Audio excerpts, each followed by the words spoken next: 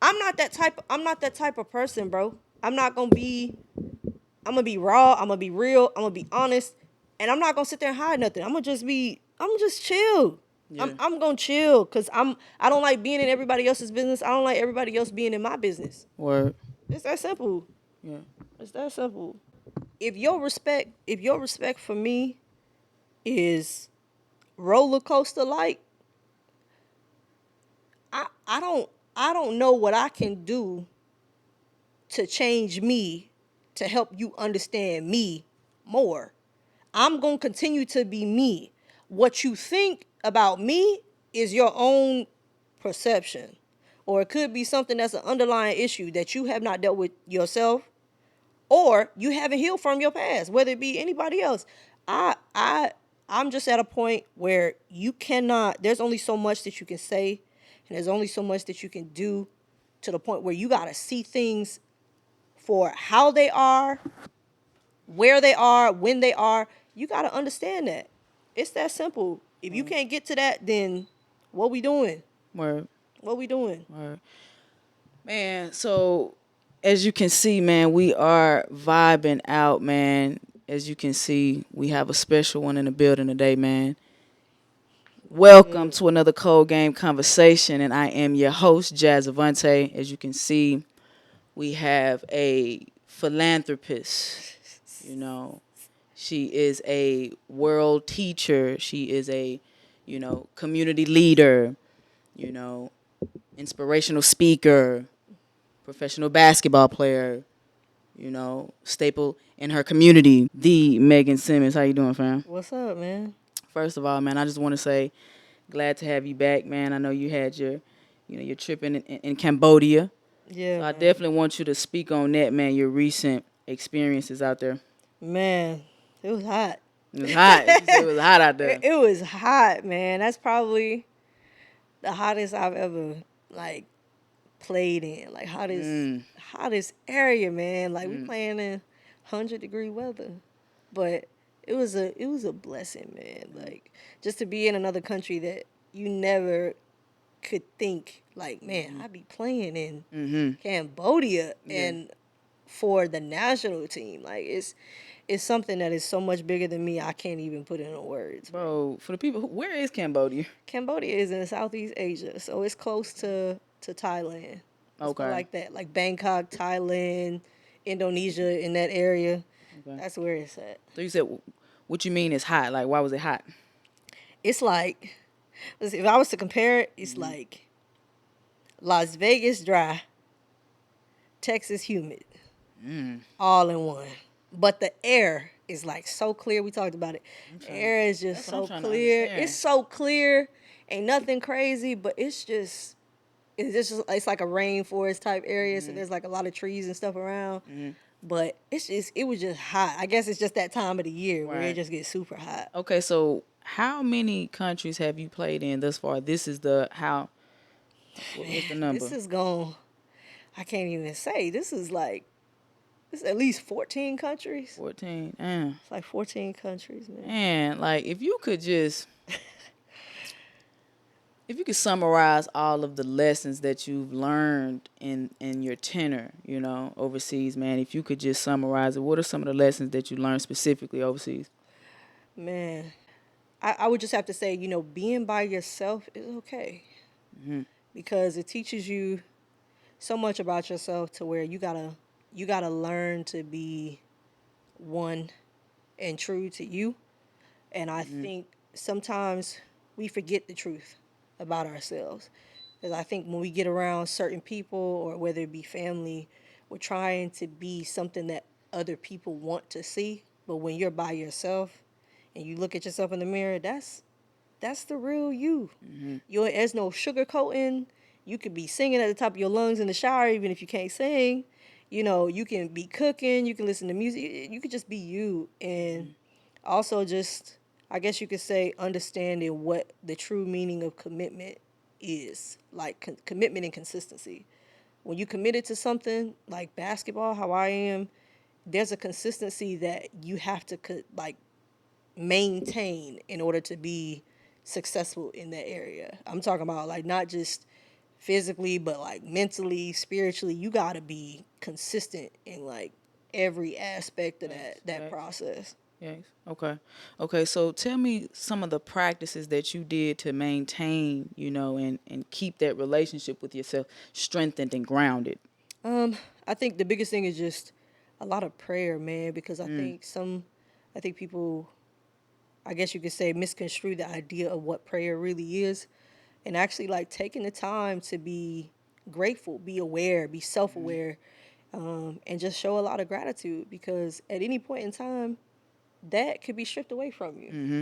And sometimes, when we lack in that area, we can kind of mistaken like our blessings, like what's real. Like even in the moment, if stuff is not going right, our blessings continue to. It's just like an abundance because it could be you got a roof over your head, you got clothes on your back, you got food on your table, you got Right. little things. But that right there is what kept me grounded. Like meditation, prayer, consistent like journaling, whether it be just writing about how your day went or what's frustrating you or just a simple family phone call or a friend phone call that Yeah. keeps you grounded. And that's something that you gotta just stay consistent with. Okay. Okay. I want you to talk a little bit about your childhood. Like, what are some things you went through in your childhood that molded you into the woman that we see today? Um, I'm one of seven. Okay. So I'm the baby girl of the group. So it's Baby girl. two girls, two boys, me, two boys. And growing up, nothing was really easy for me. Like my dad is a military man. The discipline was at an all-time high, consistently. And with that discipline came a lot of pressure to have this idea of perfection. And just starting to pick up a basketball, it was just like once I picked it up, my dad was like, yo, if you want to be great at this, you got to work, you got to do this, you got to. And at the time I didn't know what it took. Neither one of my parents were professional athletes. My dad played ball, but he never got to the professional level. So for me it was always like, okay, you got to push, you got to consistently push, you always got to work hard, you got to be better than the next person. When in reality, I learned so much at the time that it was like my only competitor was really me. How much better did I want to get? Not to beat the opponent, but how much better could I be each and every day and each and every year I continue to play. Right, right. So, Okay, okay. Another thing I definitely want you to talk about, and we've had these conversations, man, on and off the floor. What are some things that you had to transition from, being a younger athlete going into that high school age, right? So that junior high going into the high school age, what did you really have to, hone in and get better at? well, to start, I never went to middle school. So I went from, you know, first grade, like kindergarten to sixth grade at one school, and then the seventh to 12th grade, because on the military base, there was no middle school. Okay. So when we grew up, I was growing up playing against, high school girls. It was never an Okay. opportunity for me to play against girls that were my age. It was Okay. always people that were older. Gotcha. So I think that the adjustment of going from that young age to that junior high school, it was a fast process because I was pushed by so many older people, including my siblings, that I was consistently challenged. So I grew up like really fast, like in the Yeah. mental aspect of understanding like what mental toughness was, playing against bigger opponents, bigger girls, even men, things like that. And I felt like if I could beat my brothers or compete against these older girls, I'm like, man, I can do something with this, and I started taking on the challenge like each and every day, and I just got better. Me and my dad stayed in the gym consistently, and that also kind of pushed my mental toughness for me to get into junior high and going into high school. Because once we moved off base, eighth grade, like going into my eighth grade year, once we moved off base, it was a Okay. completely different story. Do you have any like major struggles that you've endured back in your childhood that you can look back and be like, damn, like I made it through that? I would just have to say the trials of dealing with having a lot of siblings and trying to find the balance of family and consistently working on my craft. Like my siblings went to prom. My siblings went to, the homecoming dances and things like that. Me, I went to prom my senior year. I never went to a homecoming dance. So prom, my senior year, that was the only time I actually did something that was like high school related. And my dad just wanted me to be in the gym. And because of that, I just felt like, okay, if I want to be successful, I have to do this. I gotta miss out on this. And to this day, I don't have a problem that I missed out on it. It's just the fact that I wish I did it. I wish I did do it, but still had that balance of, you know, going to the gym and things like that. But Right. I can say like that was a part of it because I missed that part of being a child. But the other bigger part was the discipline of my father, like waking up at 6 a.m., being pushed consistently, like you're not doing enough. If I didn't score 20 or if I didn't score in double digits, he was upset. Like, Right. and I got through it. So Right. those two things, like I can say, those were my toughest times, like going through all that at that I time. definitely resonate with that. My pops was the same way. Yeah. I really feel that. Like, one of the things that I had to get over is we would always say, if we don't score 20, it's a bad game. Yep. Come on now. Yep. And it's always, what would Michael Jordan do? What would Kobe Bryant do? What would, and it was always a challenge to the point where we always tried, and you can tell me if I'm wrong, we always tried to be as good as them. You see what I'm saying? Or we tried to strive for perfection of what they thought, those particular players thought was perfection. And we used to take those things and be like, yo, I can do it too. But if we didn't do it right or we didn't do it to the level of them, our fathers was kind of like, yo, you lack it. Yeah, see, my pops, we really didn't have no. I had, Kobe Bryant was my guy, but my pops really just, he pushed me to be myself. He pushed me to be my best self. Right. Sometimes, it would be on a selfish tip. Hey, man, you can get 30, get 40, get. I Yeah. understand what he was doing, but, now looking back at it as I'm adult, it's like, I do wish that I built some relationships with some of my classmates back then. Yep. You know what I'm saying? Yeah. I do. Those relationships are long lasting. Like, y'all grew up together. Right. Yeah. So it would have been cool to have some of those for like a long time. Like, damn, like a nostalgic friend. Like, Yeah. when I talk to this friend, it's like, man, we go all the way back. But, Yeah. it's my duty to build and establish those relationships now Yeah. while I can. You know what I'm saying? Yeah, I definitely got, I can say, a handful of friends. For my people that's watching, I got a handful of y'all. I'm not gonna name y'all, but y'all know who you are. It's a handful of people that I can say when I talk to them, it's so nostalgic. Oh, like it's a reminder of where I was, how hard it was. Cause when you talk to these people, it's like, man, I remember when your dad was like this. I remember you were like this. I remember. It's like, man, you remember all of that. And I guess because I was so focused and so determined to achieve my goals, because it was instilled in me so hard at a young age, that I never really realized the bigger picture until folks tell me now. They're like, man, I remember seeing you and your dad in the gym, just you and him. Him beating you up, your brother's beating you up. And I'm like, man, like I never thought about it like that. But now that Yeah. I think about it, it's those moments where I'm like, man, that was a serious process. Word, That was a man. serious process. Talk about your transition going into college now. We all know you played for the late great Miss Pat Summitt. Yeah. I want you to talk about that and some of the lessons that you've learned there. Man, I can. Pat was. Folks always say. I had a conversation earlier. There was a guy I was talking to. He asked me, Pat was like really really hard. She just her face, and I'm just like, y'all always talk about her face, but when I look at her face, I just saw the face of a protector. I saw the face of somebody who was determined to win, no matter what the situation was. And when she believed in you, that face remained the same because she had just as much energy as you did. Her way of showing it was just different. She wasn't playing. she was just that extra umph that kept you She going. was fierce, okay? You see what I'm saying? She Play gave with you her. that extra umph to play. And the lessons that she taught us was like, stay focused, be you, be true to you, and never forget where you came from. Because at the end of the day, it's like when you forget that, you forget where you are in your journey and where you could get better at, if that makes sense.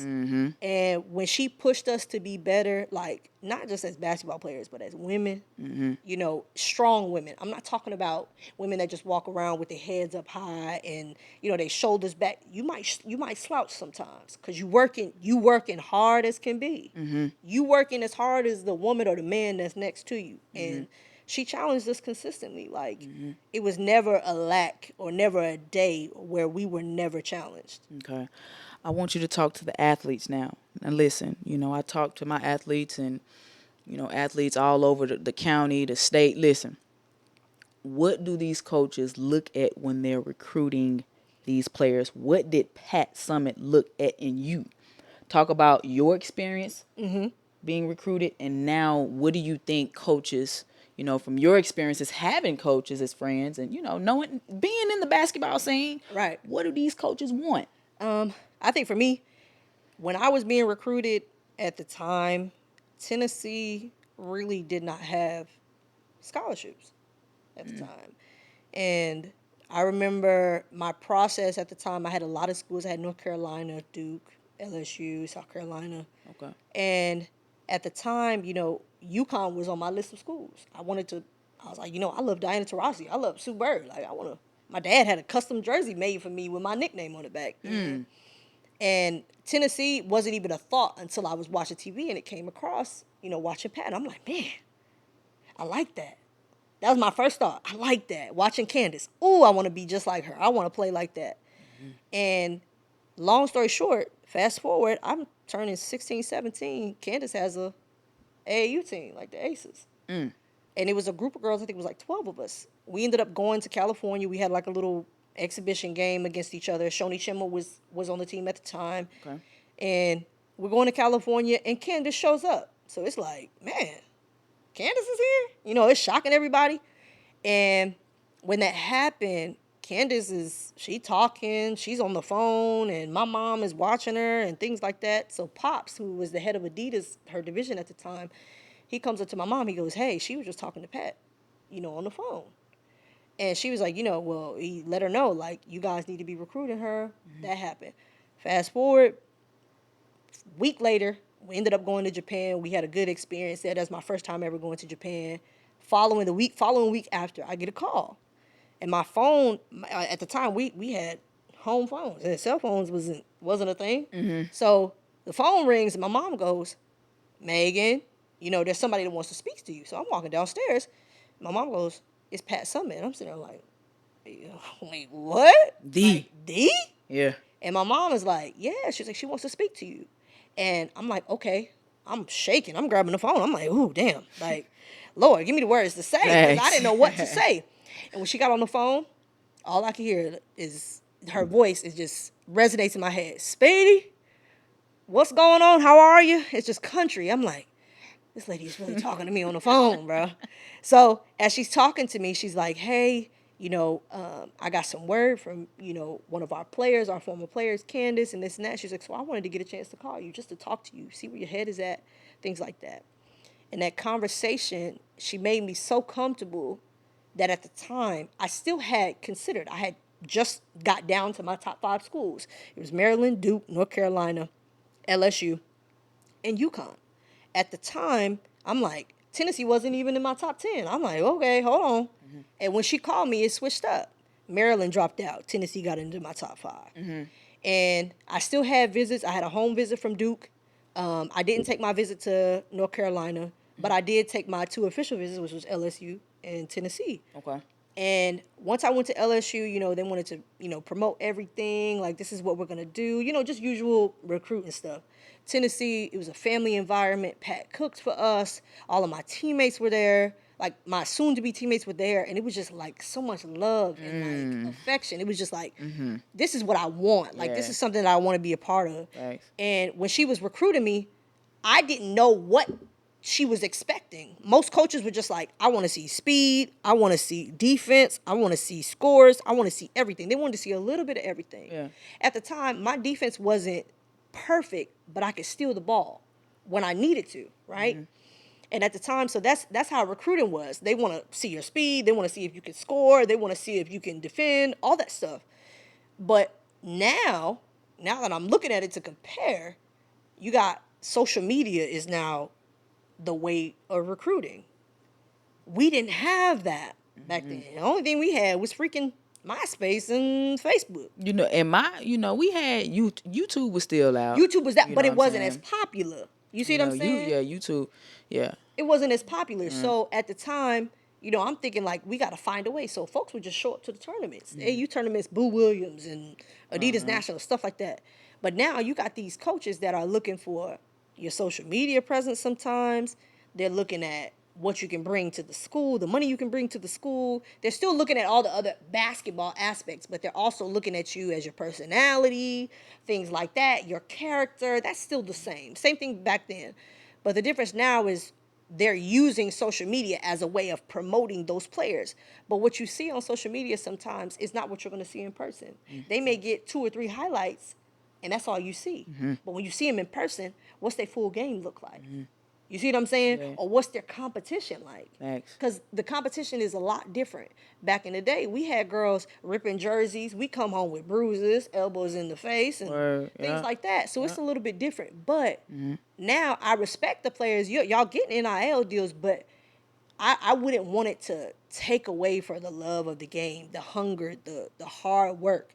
And I've had coaches that will have that conversation and say, hey, I don't really care for it because it takes away the passion. It takes away for the duty of trying to push you not just to be the better basketball player, but be better women. Right. That is a fact. I can definitely agree to that too, man. Because I can remember back when we was playing, man, they wanted to see full game tapes. They ain't know nothing about no They was going to sit and evaluate the whole damn tape. Ain't nobody looking at no slow motion, music in the background behind. Yep, not at all.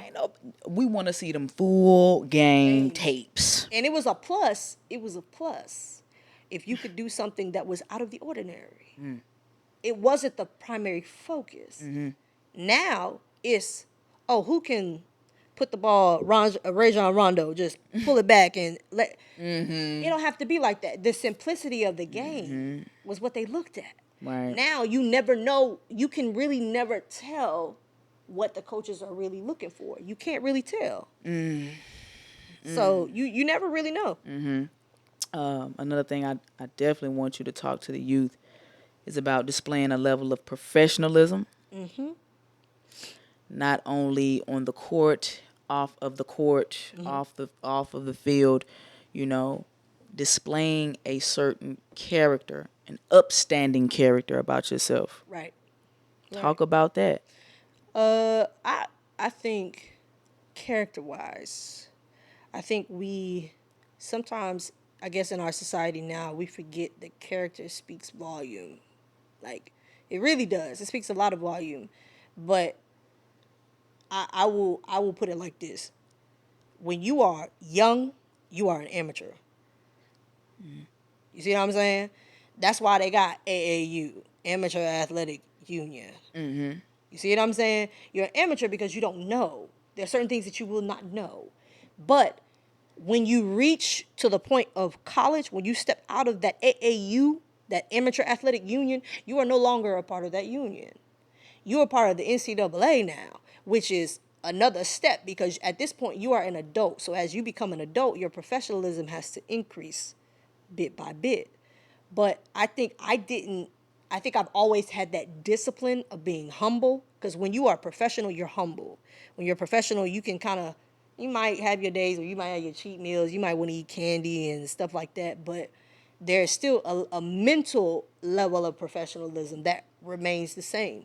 So you have to, I say in the AAU phase, you let them be kids, but challenge them to be better mentally so it prepares them for the professionalism of the next level. You see what I'm saying? That was powerful. You see what I'm saying? Yeah. So once they get to the next phase after college, they already have an idea of what it means to be a professional. Some kids will never understand the tools that you're getting, whether it be the recovery, whether it be the nutrition that they give you. In college, you got the nutritionist where you can go pick up your Yep. protein shakes. You could pick, you might even be, they might tell you, At hey, certain institutions. at certain institutions, not Let's every clear that up. institution. Yeah, Yep. not every institution. But you might have your, your meal prep. They might tell you what you may eat and things like that. But that still gives you an idea of what it means to be a professional. But if you're not paying attention, that right there is it. Pay attention. Yeah. When you pay attention and you start seeing the details in what you're doing to be better, to be able to perform at your 150%, I'm not talking about 100, I'm talking about 150. Because when you bringing in money for the school, that's the extra 50% that you got to bring in. Your 100% is what you do for basketball, period. Right. But the extra 50% is what you bring into the school because they're providing the opportunity for you to get a scholarship. Okay. So what would you say to the player who doesn't have a lot of clout? They not on the high picking boards or the rankings or nothing like that. They fly right under the radar. Right. Because I was that child and I resonate with that underdog right there. What would you tell them? They probably don't have any resources or anything like Right. that to get a UIL deal. They have a JUCO offer. You know what I'm saying? They have a couple JUCO offers. They might have a D2 that's looking to. If you had to give them some game, what would you say to them? I would just say stick to it. Like, you got folks that were starting in JUCO, busted their ass, and then got a D1 offer after their first year. Word. You see what I'm saying? So the level of your mental toughness and how you consistently push yourself, it doesn't matter your size. It don't matter where you start. It's about how you finish. So in reality, you may start at a JUCO, you may start at a Division II school, and then have a hell of a season somewhere, and then you got a Division I offer somewhere. But it's just a matter of how hard are you willing to work. And when I say work hard, I don't mean sell your soul to the point where you gotta do certain stuff that you yourself would never do to get where you need to go. That's not something that you need to do. If it's meant for you, it's gonna happen. But what's meant for you will determine when you get what's meant for you. That will do what you get that is meant for you will determine how much hard work you put in to get what's meant for you. You see what I'm saying? If you know that this is what you, especially if you know that that's something that you're supposed to have, you will do everything in your power. That doesn't mean sell your soul. That just means, oh, I gotta be in the gym for maybe 30 more minutes, 30 or 45 minutes more than everybody else. Yeah, you gotta stay 10 toes. You gotta stay 10 toes down. Every single day, I give the Most High all of the praise, man. Because at the end of the day, God has blessed me. That's what I'm gonna tell to that athlete who does not have all of the high D1 offers. You have a couple JUCOs. Listen, don't turn your head at that. Right. Look at that opportunity as growth. Like, okay, I'm Right. gonna come here. I'm going to develop myself on and off the floor, right? I'm going to really focus on me. Right. Focus on the next journey, right? So I would definitely say that don't try to like look at the finishing product because you will. I'm gonna tell you something. If you are a true hustler, if you're a true grinder, you will never be at your true optimal self. You're gonna always be striving to get better. Right. I'm always striving to be better, Right. You're always learning. but I'm better than I was yesterday. Yeah. You're always learning. You're always learning. Like, I'm that's the always biggest, learning. that's the I'm never biggest. losing. Yeah, that's the biggest thing. I piggyback on that. I think that I think with my story, because I was never the biggest one. You I was was never the biggest always one. the smallest one. I was always like, yo, like, she's too small. Like, she this, she that. But my heart was so big that it allowed my gift to make so much room that I gained a lot of respect from a lot of people. And I feel like at a certain point, I was hidden. I really wasn't in the spotlight, and I feel like I was hidden by God for a reason, because there was only so many people that were supposed to be attached to me. And that's something for the underdog, that's something that is for you to remember. It's not that you're not capable. There still might be something that God is trying to teach you. There still might be something that you might need to learn before you go into the next step. God may say, you know what? You're not ready for that just yet. I need you to do this first.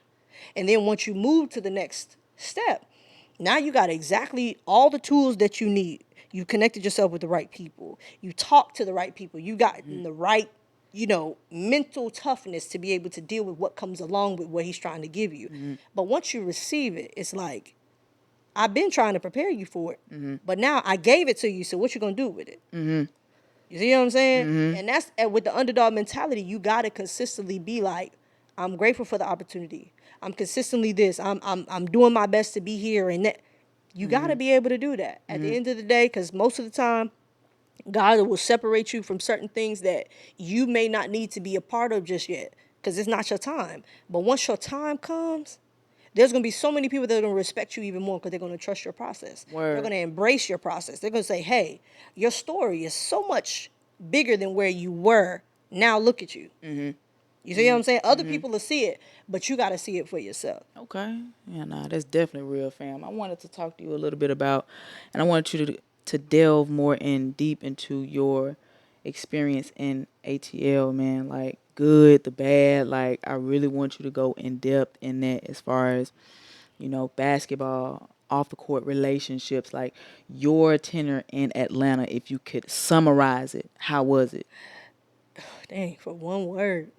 Because we had these conversations off camera, so I really Right. want you to like dive in on this one, fam. Right. It's I think Atlanta was my turning point of understanding me.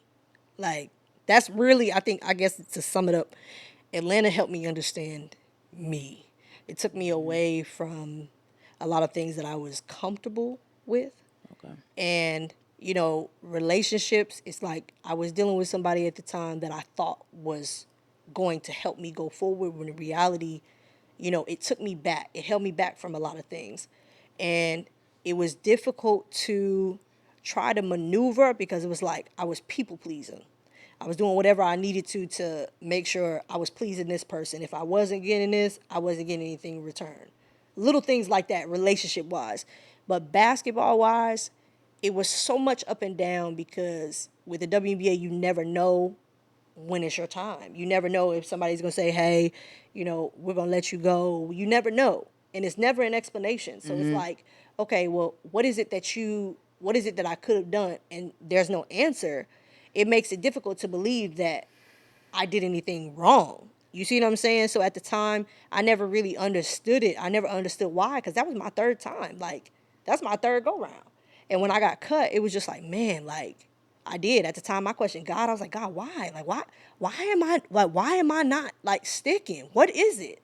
And in reality, I had to face the facts that maybe it just was not meant for me to be there. Maybe it just wasn't meant for me to be a part of. And that's nothing against the WNBA or anything. Maybe it's just because he was trying to do something bigger for me to see more of my why that he separated me from that. And at the time, I dealt with it. I dealt with my emotions, but I was able to take it in and be like, you know what, God, I accept it. I accept the process, and that's what that is. That right there, what brought you into that piece? I think what brought that peace is the fact that I had to accept my process. I had to accept that that was a part of the journey. And once you come, I think at that time, because like I said, it was a turning point for me. It made me question, who are you doing this for?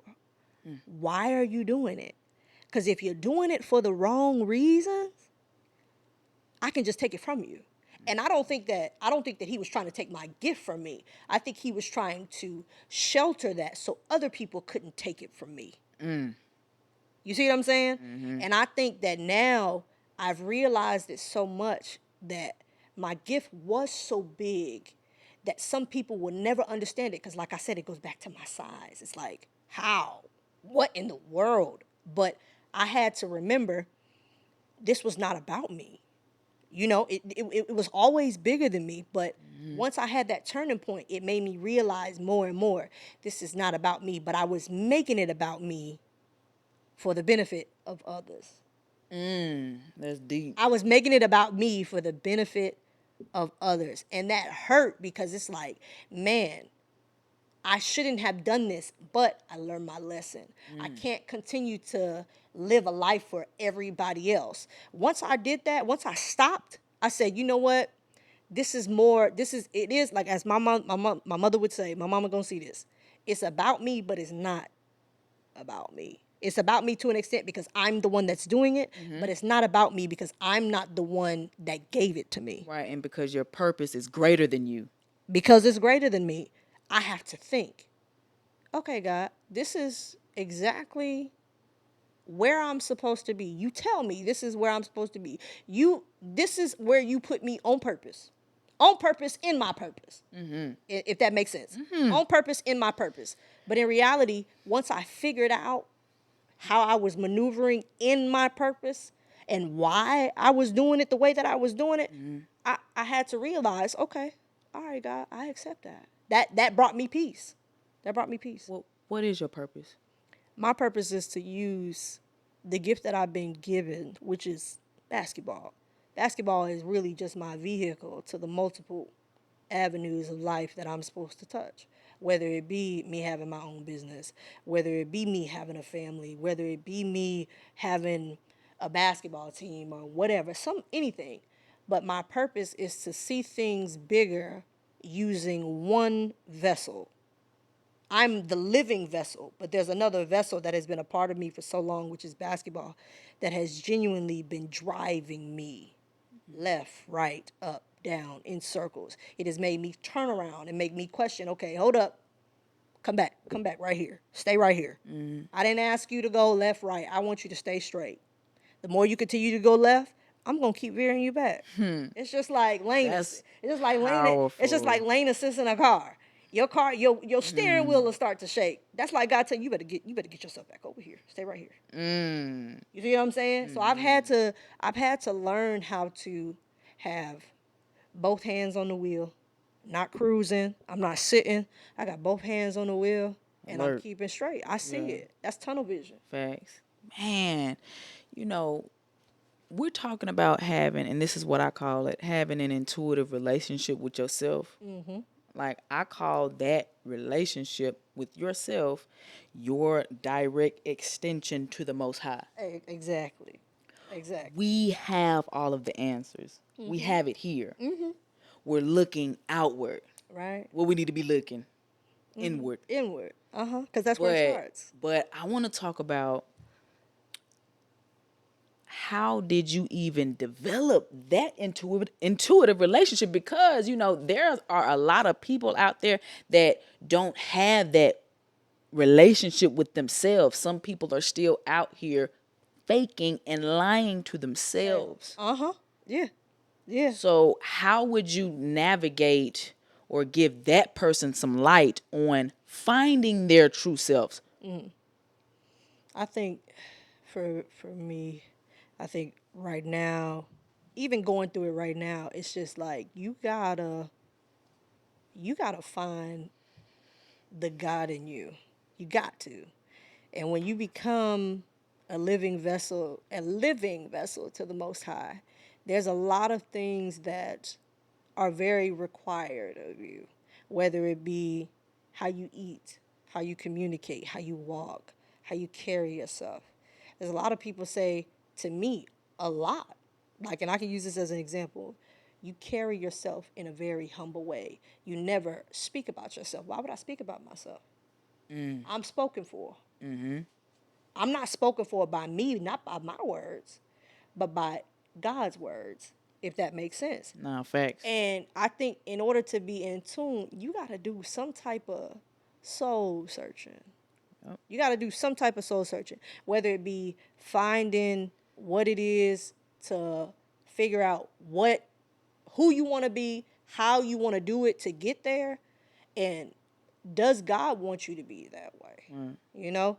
And when you figure that out, it's going to be easy for you to stay connected to you. Because I feel like a lot of people lose sight of who they are because they're not in touch from within.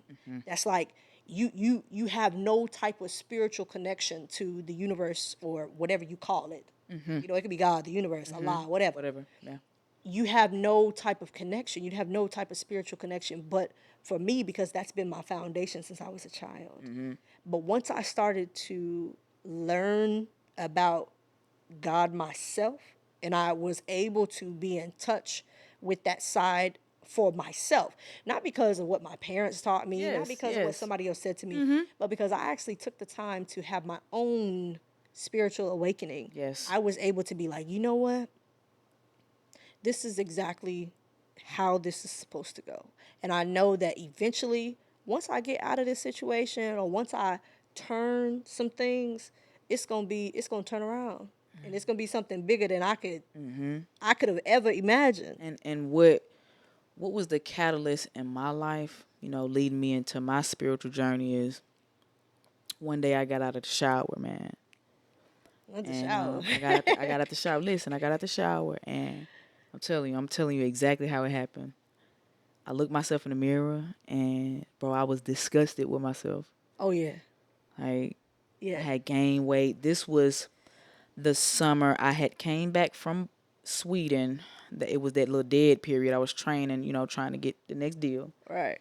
So it was that period. I was overweight. I was calling myself working out in the gym, but really wasn't doing what I needed to do because Right. I didn't know what to do at that time. Right. I got out the shower. I looked at myself. I'm so disgusted in myself, and I said, "We changing. Like, Something gotta happen. I'm better than this. Right. I am better than this." And it clicked for me instantly, and it just started with me taking 5 minutes out of the day. At that time I was living at home with my parents. I would go in my closet, close my door, sit in silence 5 minutes. Right. It started Meditate. there. Didn't know anything about it. Right. 5 minutes. That's it. It started by consistently doing that every day and journaling. I was reading books. It started with that. Next thing you know, I got into sunbathing, Amen. going outside and just bathing in the sun. Getting that 10, At that 15 point in minutes. time, I didn't have no job. I ain't had nowhere to be. I would go to the gym, come back home. I would go outside and I would just sit in the sun literally for 2 to 3 hours. Like that, I was connecting. I didn't know I was doing this, but I was just communicating with God. But that was a step. Yeah. That was a step. Like I did that. I didn't know what I was doing. I didn't know nothing Right. about sunbathing, but that's what I was doing. Right. So I'm doing that, just connecting with myself.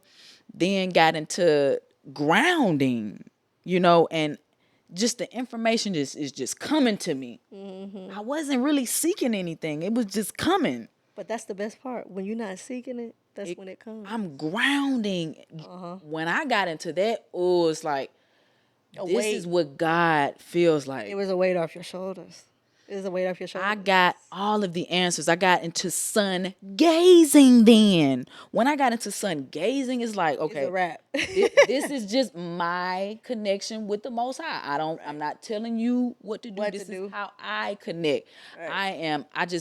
I get all of the answers. If I don't have no clarity on something, I'm like, God, like, why am I still stuck at this level? Why am I not going to the next level? Go get grounded. If you don't have the clarity, go and get grounded. For me. Yeah. That's how I do it, man. Yeah, I can say like I think my time, my spiritual, I've always been on a spiritual journey. I've always been tested. I've always dealt with the most crazy stuff where it's just like, man, like when folks hear my story, they're just like, man, what, you got through that? I don't even understand how you could have, got through that. But my spiritual awakening happened when I was in Angola, Africa. And most people say, that's the motherland. It is the definition of the motherland. How so? You hear me? I'm talking about from the fruit, the genuine fruit. I like when I tell you, at that time that I was there, I went vegan for that time, and I think maybe a week after, like once I got there, it was like maybe the week that I got there. My grandmother had passed the week and a half before, And I was just like, man, I was like, I don't even know if I'm gonna be able to go, whatever. And I could just hear my grandmother saying, girl, you better get up and go. You've been doing this whole time. What you gonna stop for? I want you to continue to go. And I got the extra push. And when I was there, I had a spiritual awakening that made me realize, like, you gotta, there's some stuff that you holding on to that you just gotta let go of. I didn't know exactly what it was, but as you said, I got grounded. When I tell you I took no jewelry, I stopped wearing jewelry. I had no gold on, no diamonds, no nothing. I wasn't wearing perfume. I wasn't wearing nothing. It just straight up, just Natural. cleanse, just natural. I was just like, okay, yeah, I'm gonna put on deodorant stuff. I'd be sweating and shit. But at the time, it's like I want to do something that is going to make me feel free of everything that I felt kept me bound to something that I didn't Okay. need to be kept bound to. Okay. Whether it be social media at the time, yeah, I was posting, but I wasn't posting as much. My teammate at the time, Italy Lucas, shout out to Italy, man. That's my girl, man. That's the OG. She opened my eyes to spirituality and she helped me understand, like, Meg, be present, be right here. And the more I learned to be present, like you said, it reminded me to stay grounded. It reminded me to be so present to the point where you feel everything in the moment. Whether if the sun's hitting you in your face and you ain't even looking at it. It's like I feel like that's like God's way of saying, I'm right here, I'm shining on you, that I want you to realize you are exactly where I said I was gonna have you. You didn't know it, but I put you here.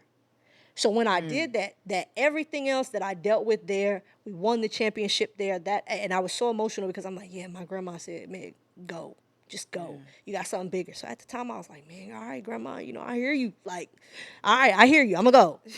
And immediately after when we won the championship, I'd already been talking about cutting my hair. I was like, man, I'm just ready to get rid of my hair. I need to get something to let go of everything. When I got home, I was trying to figure out everything. I was like, all right, so what kind of haircut? I started looking at different hairstyles and stuff like that.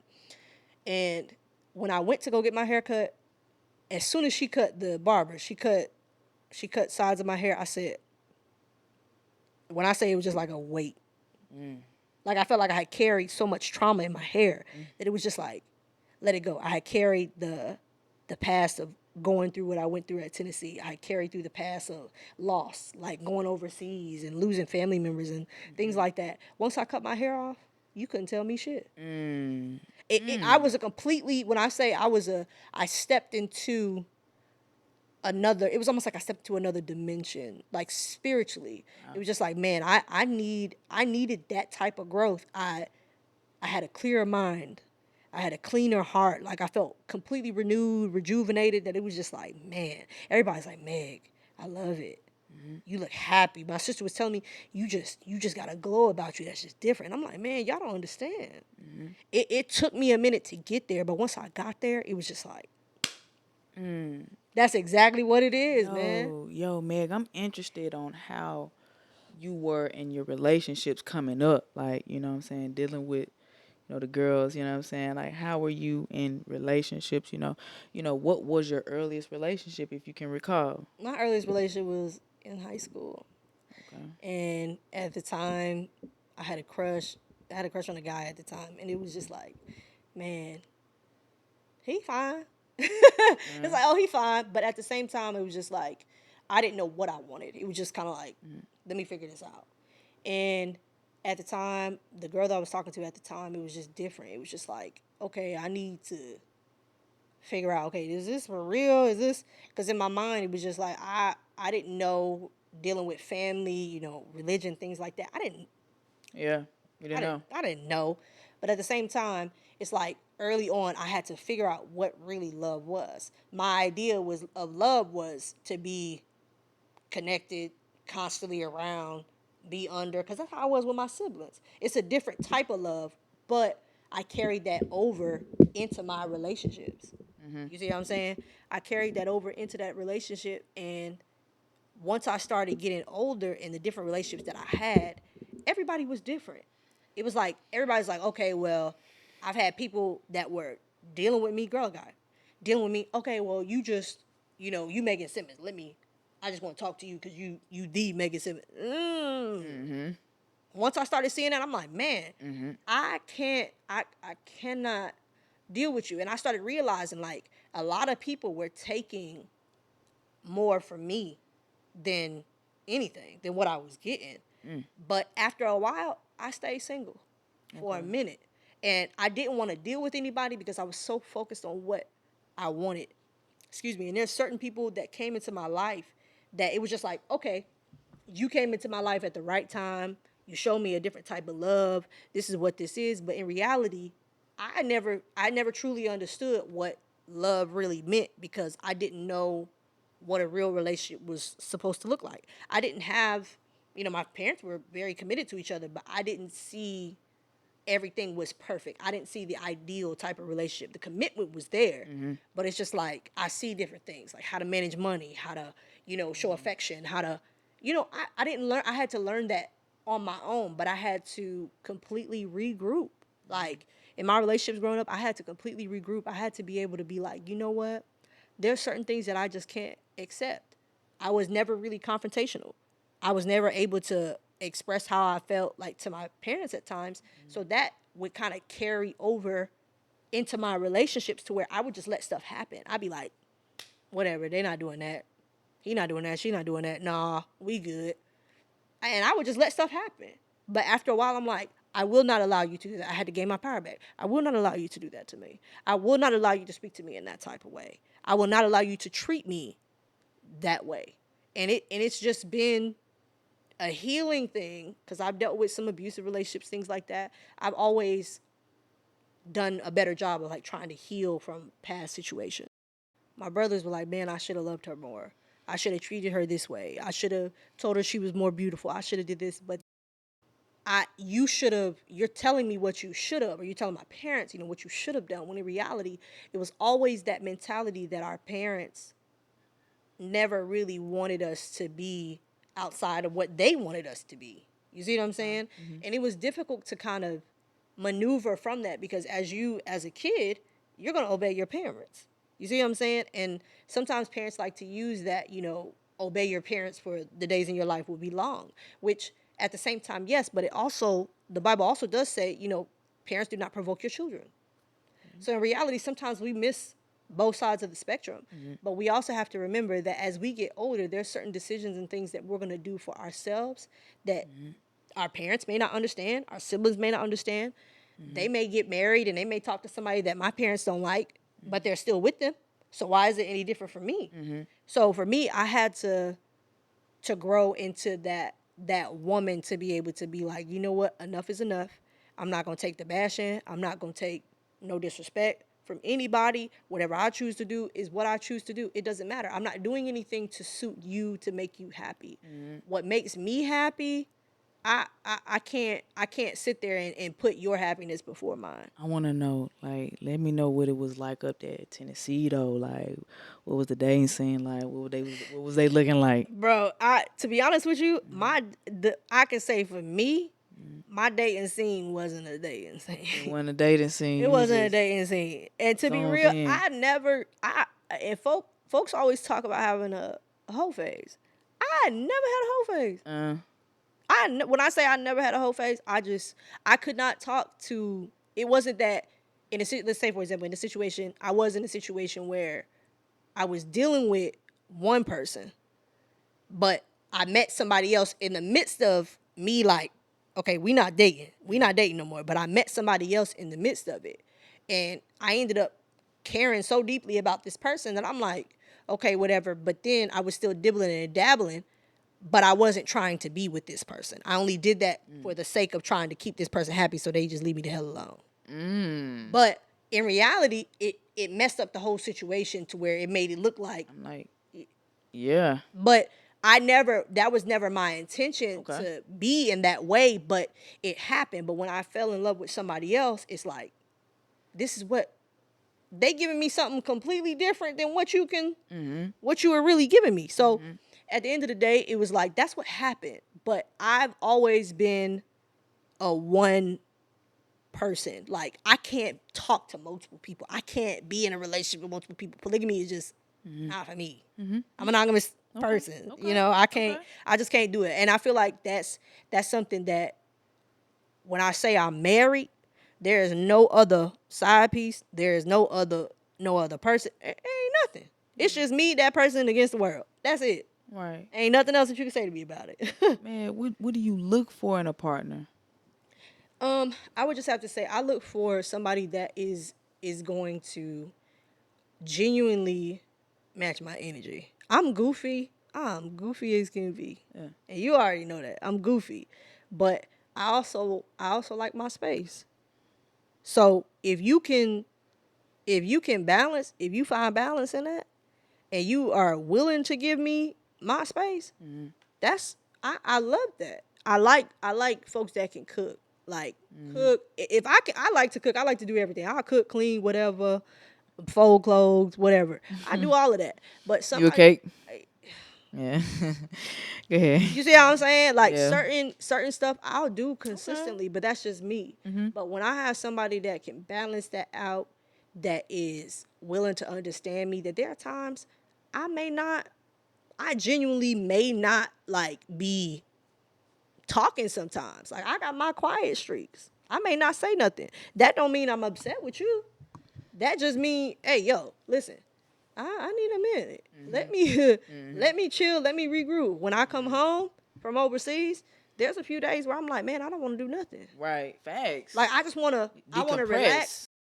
Oh, give me some non-sexual turn-ons. Non-sexual terms. Non-sexual turn-ons. Man. What are some Non-sexual. non-sexual turn-on?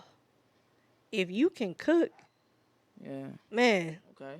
like if you can just cook a good meal, like without me saying anything to you, or like taking initiative with certain stuff, like whether it be like, hey, I'm a clean up your apartment, or I'm a do whatever.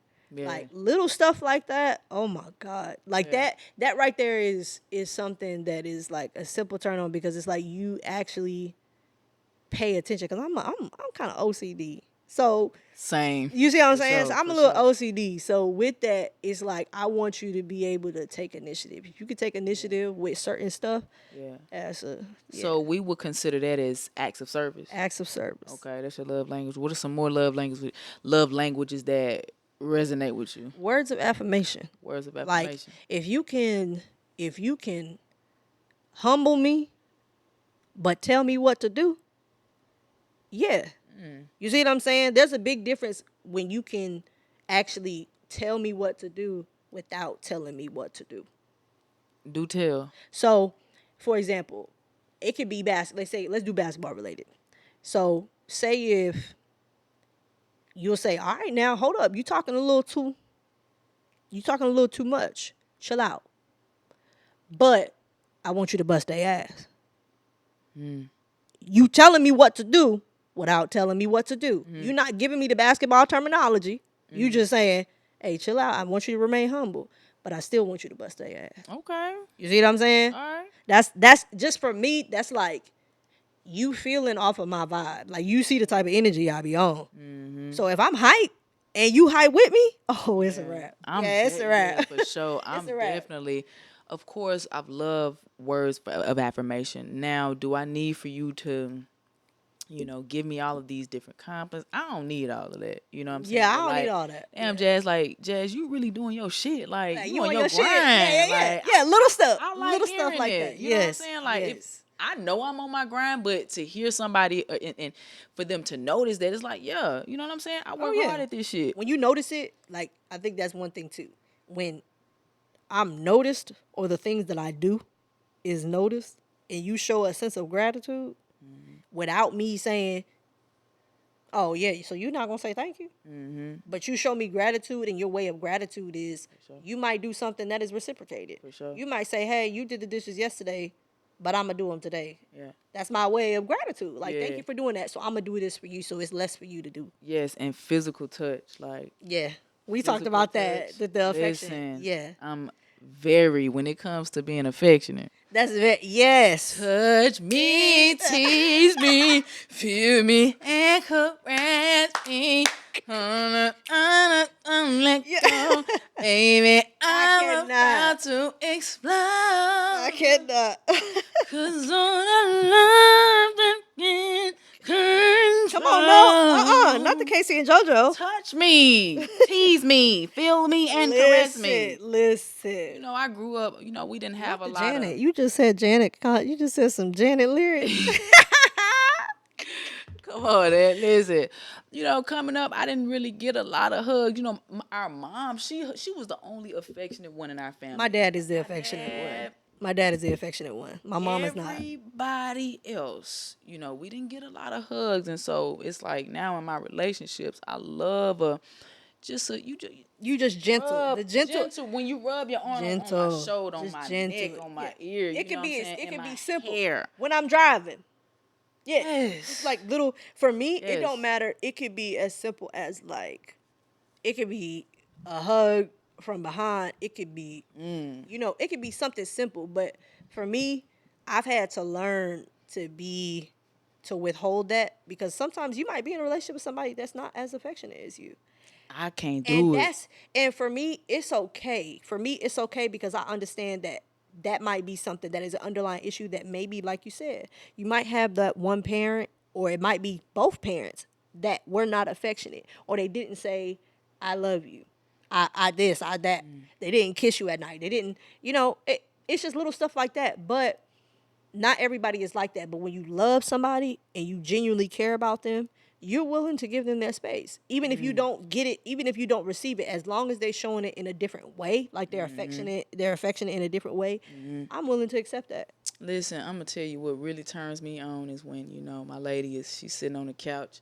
I come and I lay my head on her lap. Like that is so comforting. Like, It's the hair we play. can do. We It's can the do. hair It's play. the hair play. Come on, play in my scalp. If you could oil a good scalp, holla at me, okay?